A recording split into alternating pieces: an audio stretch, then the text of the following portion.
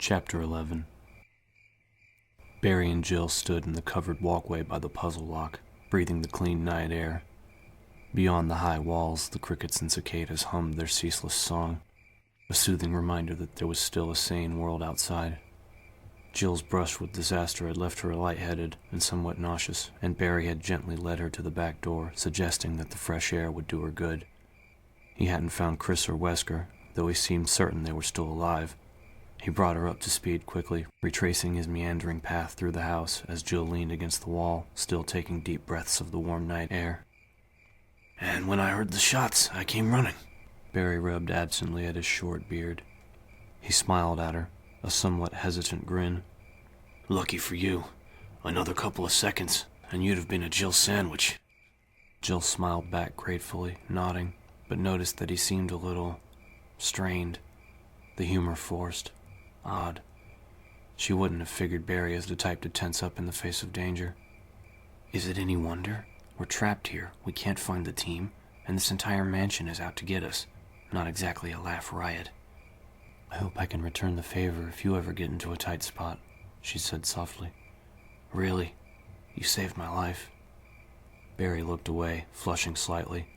"Glad I could help," he said gruffly. "Just be more careful. This place is dangerous."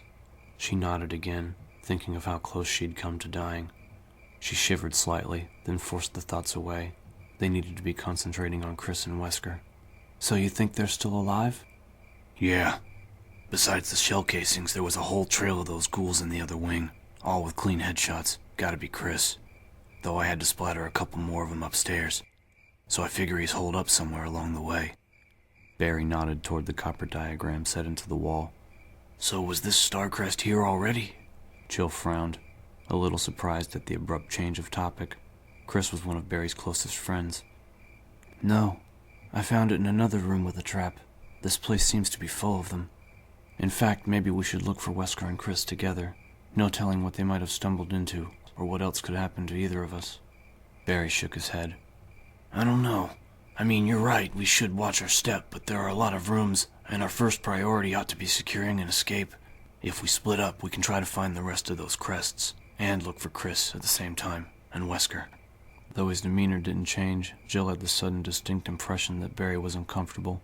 He had turned away to study the copper diagram, but it almost seemed as if he was trying to avoid eye contact. "Besides," he said, "we know what we're up against now. As long as we use a little common sense, we'll be fine." "Barry, are you okay? You seem tired." It wasn't the right word, but it was the only one that came to mind. He sighed, finally looking at her. He did seem tired. There were dark circles under his eyes, and his wide shoulders were slumped. "No, I'm all right. Just worried about Chris, you know?" Jill nodded, but she couldn't shake the feeling that there was more to it than that. Since he'd pulled her out of the trap, he'd been acting unusually subdued, even nervous. "Paranoid much? This is Barry Burton you're talking about, the backbone of the Raccoon Stars, not to mention the man who just saved your life. What could he possibly be hiding?" Jill knew she was probably being overly suspicious, but all the same, she decided to keep her mouth shut about Trent's computer. After all she'd been through, she wasn't feeling particularly trusting, and it sounded like he had a pretty good idea of the mansion's layout, so it wasn't like he needed the information. "That's it. Keep rationalizing. Next thing you'll be suspecting Captain Wesker of planning this whole thing." Jill scoffed inwardly as she pushed herself away from the wall, and she and Barry walked slowly back toward the house. Now that was paranoid. They stopped as they reached the door, Jill taking a few lungfuls of the sweet air, letting it settle her nerves. Barry had taken out his Colt Python and was reloading the empty chambers, his expression grim. "I thought I'd go back over to the East Wing, see if I can pick up Chris's trail," he said. "Why don't you head upstairs and start looking for the other crests? That way we can cover all the rooms, work our way back to the main hall." Jill nodded, and Barry opened the door, the rusty hinges squealing in protest. A wave of cold swept past them, and Jill sighed, trying to prepare herself to face another maze of frigid, shadowy halls, another series of unopened doors, and the secrets that lay behind them. "You're gonna do fine," Barry said smoothly, placing a warm hand on her shoulders and gently ushering her back inside. As soon as the door closed behind them, he lifted his hand in a casual salute. "Good luck," he said, and before she could respond, he turned and hurried away, weapon in hand. With another creak of ancient metal, he slipped through the double doors at the end of the hall and was gone. Jill stared after him, alone once again in the chilled, stinking silence of the dim corridor. It wasn't her imagination. Barry was keeping something from her. But was it something she needed to worry about? Or was he just trying to protect her? Maybe he found Chris or Wesker dead and didn't want to tell me. It wasn't a pleasant thought, but it would explain his strange, hurried behavior. He obviously wanted them to get out of the house as soon as possible and wanted her to stay on the west side. And the way he'd fixated on the puzzle mechanism, seeming more concerned with their exit than with Chris or Wesker's whereabouts. She looked down at the two crumpled figures in the hall, at the tacky, dying pools of red that surrounded them. Maybe she was trying too hard to find a motive that didn't exist. Maybe, like her, Barry was scared and sick of feeling like death could come at any time. Maybe I should stop thinking about it and do my job. Whether or not we find the others, he's right about needing to get out of here. We have to get back to the city, let people know what's out here. Jill straightened her shoulders and walked to the door that led to the stairwell, drawing her weapon. She'd made it this far. She could make it a little further, try to unravel the mystery that had taken the lives of so many. Or die trying, her mind whispered softly.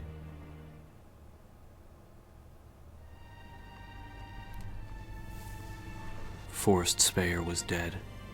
The laughing southern good old boy with his ratty clothes and easy grin was no more. That Forrest was gone, leaving behind a bloody, lifeless imposter slumped against a wall. Chris stared down at the imposter, the distant sounds of the night lost to a sudden gust of wind that whipped around the eaves, moaning through the railing of the second-story patio. It was a ghostly sound, but Forrest couldn't hear it. Forrest would never hear anything again. Chris crouched down next to the still body, carefully prying Forrest's Beretta from beneath cool fingers. He told himself he wouldn't look, but as he reached for Forrest's belt pack, he found his gaze fixated on the terrible emptiness where the Bravo's eyes had once been. Jesus, what happened? What happened to you, man? Forrest's body was covered with wounds, most an inch or two across and surrounded by raw, bloody flesh. It was as if he'd been stabbed hundreds of times with a dull knife, each vicious cut ripping away chunks of skin and muscle. Part of his ribcage was cruelly exposed, slivers of white showing beneath tattered redness. His eyeless, streaming stare was the crowning horror, like the killers hadn't been content to take Forrest's life, wanting his soul instead. There were 3 clips for the Beretta in Forrest's pack. Chris shoved the magazines into a pocket and quickly stood up, tearing his gaze from the mutilated body. He looked out over the dark woods, breathing deeply. His thoughts were jumbled and grasping, trying to find an explanation and yet unable to hold on to any coherent facts. Once in the main hall, he decided to check all the doors to see which were unlocked, and when he'd seen the bloody handprint in the tiny upstairs hall and heard the wailing cries of birds, he'd charged in, ready to deal out some justice. Crows. It sounded like crows, an entire flock, or a murder, actually. Pack of dogs, kindle of kittens, murder of crows. He blinked, his tired mind focusing on the seemingly random bit of trivia. Frowning, Chris crouched back down next to Forrest's ravaged body, studying the jagged wounds closely. There were dozens of tiny scratches amidst the more serious cuts, scratches set into lined patterns. Claws. Talons. Even as the thought occurred to him, he heard a restless flutter of wings. He turned slowly, still holding Forrest's Beretta in a hand that had suddenly gone cold. A sleek, monstrous bird was perched on the railing not 2 feet away, watching him with bright black eyes. Its smooth feathers gleamed dully against its bloated body, and a ribbon of something red and wet hung from its beak. The bird tilted its head to the side and let out a tremendous shriek, the streamer of forced flesh dropping to the railing. From all around, the answering cries of its gathered siblings flooded the night air. There was a furious wisp of oversized wings as dozens of dark, fluttering shapes swooped out from beneath and around the eaves, screeching and clawing.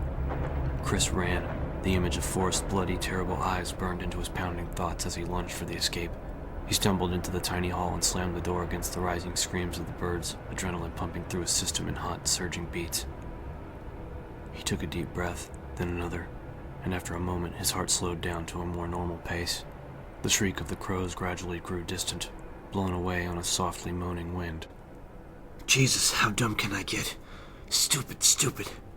He'd stormed out onto the deck looking for a fight, looking to avenge the deaths of the other stars, and been shocked into stupidity by what he'd found. If he hadn't let himself get so freaked out by Forrest's death, he would have made the connection sooner between the birds and the types of wounds, and perhaps noticed the gathering flesh eaters that had watched him from the shadows, looking for their next victim. He headed for the door back to the main hall, angry with himself for going into a situation unprepared. He couldn't afford to keep making mistakes, to let his attention wander from what was in front of him. This wasn't some kind of game where he could push a reset button if he'd missed a trick. People were dying. His friends were dying. And if you don't pull your head out of your ass and start being more careful, you're going to join them. Another torn and lifeless body crumpled in a cold hallway somewhere. Another victim to the insanity of this house. Chris silenced the nagging whisper, taking a deep breath as he stepped back into the high gallery of the lobby and closed the door behind him. Beating himself up was no more useful than charging blindly around in a strange and dangerous environment, looking for revenge. He had to concentrate on what was important, the lost Alphas and Rebecca. He walked toward the stairs, tucking Forrest's weapon into his waistband. At least Rebecca would be able to defend herself. Chris! Startled, he looked down to see the young STARS member at the base of the wide stairs, grinning up at him. He jogged down the stairs, glad to see her in spite of himself. What happened? Is everything all right? Rebecca held up a silver key as he reached her, still smiling widely. I found something I thought you could use. He took the key, noting that the handle was etched with a tiny shield, before slipping it inside his vest. Rebecca was beaming, her eyes flashing with excitement. After you left, I played the piano and the secret door opened up in the wall. There was this gold emblem inside like a shield and I switched it with the one in the dining room. And the grandfather clock moved and that key was behind it. She broke off suddenly, her smile faltering as she studied his face. I'm sorry. I know I shouldn't have left, but I thought I could catch you before you got too far. It's okay, he said, forcing a smile. I'm just surprised to see you. Here, I found you something a little better than a can of insect repellent.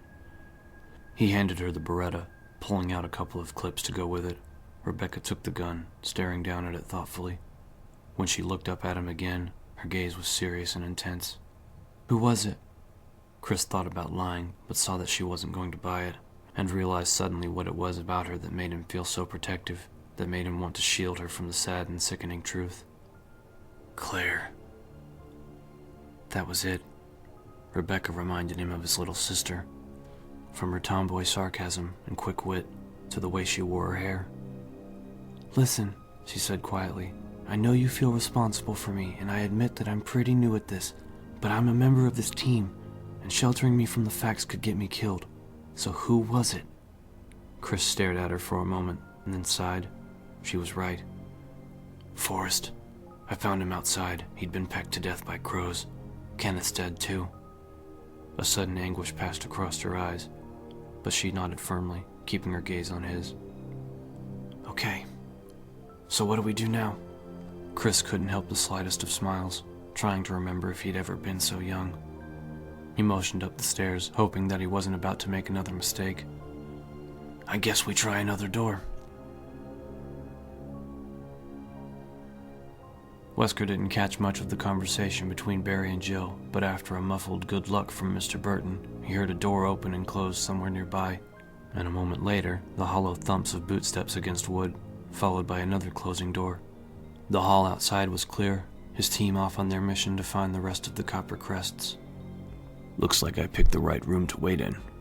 He'd used the helmet key to lock himself into a small study by the back door, the perfect place from which to monitor the team's progress. Not only could he hear them coming and going, but he'd be able to get a head start to the labs. He held the heavy wind crest up to the light of the desk lamp, grinning. It had been too easy, really. He'd happened across the plaster statue on his way back from talking to Barry, and remembered that it had a secret compartment somewhere. Rather than waste valuable time searching, he'd simply pushed the hideous thing off the dining room balcony. It hadn't been hiding one of the crests, but the sparkle of the blue jewel amidst the rubble had been almost as good. There was a room just off the dining room that held a statue of a tiger with one red eye and one blue, one of the few mechanisms he'd remembered from an earlier visit. A quick visit to the statue had confirmed his suspicions. Both eyes had been missing, and when he'd placed the gaudy blue jewel into the proper socket, the tiger had turned to one side and presented him with the crest. Just like that, he was one step closer to completing his mission. When the other 3 are in place, I'll wait until they're off looking for the final piece, and then slip right out the door. He'd considered going to check the diagram, but decided against it. The house was big, but not that big, and there was no need to expose himself to further risk of being seen. Besides, they probably hadn't managed to find any of the other crests yet. He'd already had a close call when he'd gone downstairs to retrieve the jewel, almost stepping directly into Chris Redfield's path. Chris had found the rookie, and the 2 of them were blundering around, probably looking for clues. Besides, this room is comfortable. Maybe I'll take a nap while I wait for the rest of them to catch up. He leaned back in the desk chair, pleased with himself for all he'd accomplished so far. What could have been a disaster was turning out quite nicely, thanks to some quick thinking on his part. He had already found one of the crests, he had Barry and Jill working for him, and he'd had the good fortune to run into Ellen Smith while he'd been in the library. Oops, scratch that. It's Dr. Ellen Smith, thank you very much. After fetching the wind crest, he'd gone to the library to check the small side room that overlooked the estate's heliport, the entrance concealed behind a bookcase. A quick search had revealed nothing useful, and he'd been about to check the back room when Dr. Smith had shambled out to greet him. He'd tried to get a date with her ever since he'd moved to Raccoon, drawn in by her long legs and platinum blonde hair. He'd always been partial to blondes, particularly smart ones. Not only had she repeatedly turned him down, she hadn't even tried to be nice about it. When he'd called her Ellen, she'd coolly informed him that she was his superior, and a doctor, and would be addressed as such.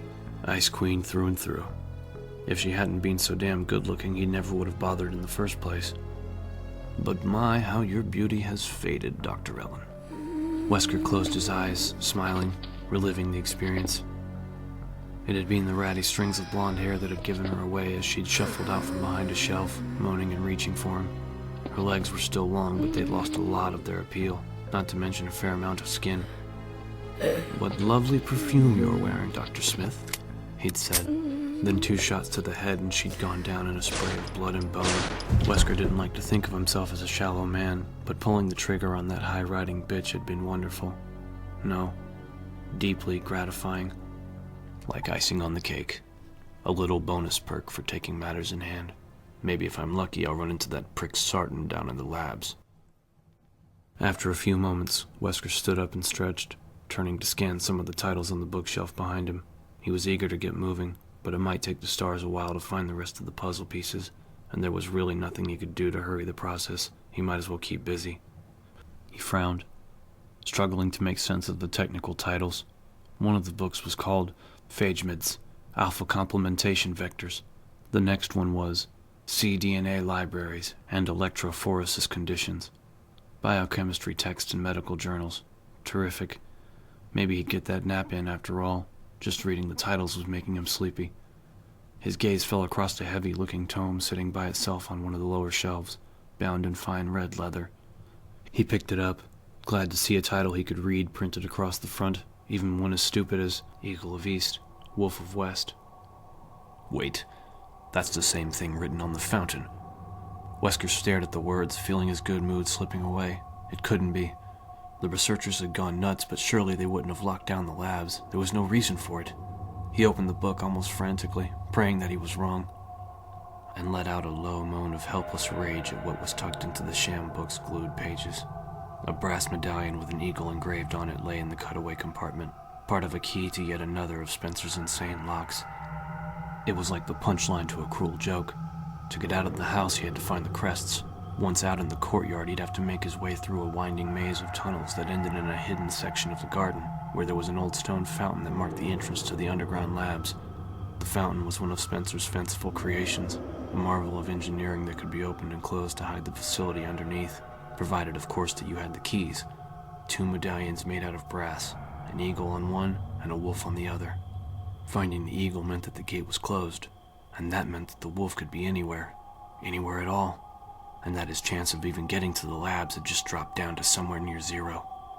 Unable to control his fury, he snatched up the metal and threw the book against the desk, knocking the lamp over with a crash and plunging the room into sudden blackness.